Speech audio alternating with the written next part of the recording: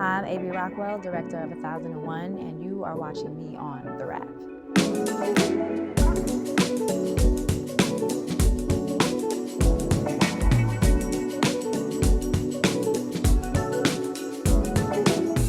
I appreciate where I come from. I grew up in Jamaica, Queens, New York.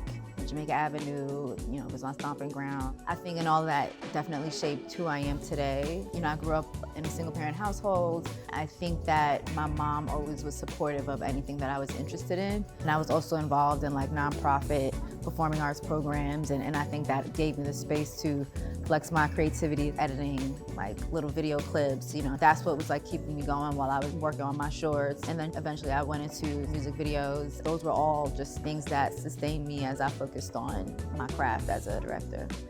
I didn't really see myself as a writer until I started working on 1001. Up until that point, I'd written everything that I've directed, more or less. I sensed that I had a very specific voice, a very specific view on the world, and that it was gonna be a while before I found the right writer to collaborate with. And so I eventually realized that that collaborator was me. You should try and be quiet, right? Quiet like when you went missing for weeks and I sat here and said nothing. And never mind who you was with.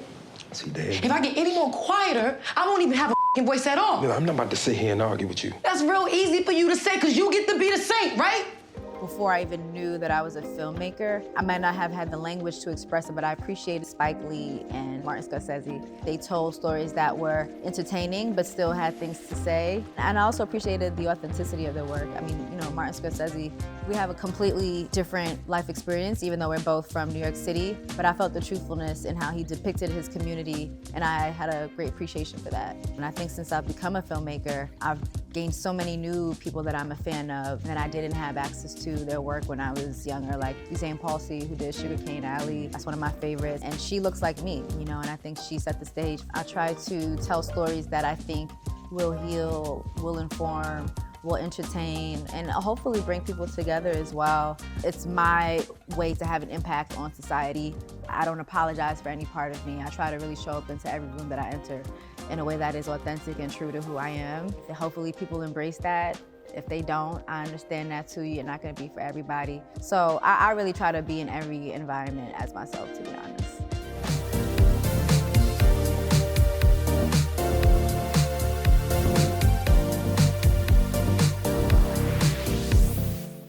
Winning the Grand Jury Prize at Sundance was amazing. And the true success for me is seeing people see themselves or see other people in a way that is better than what they were thinking they would get coming in.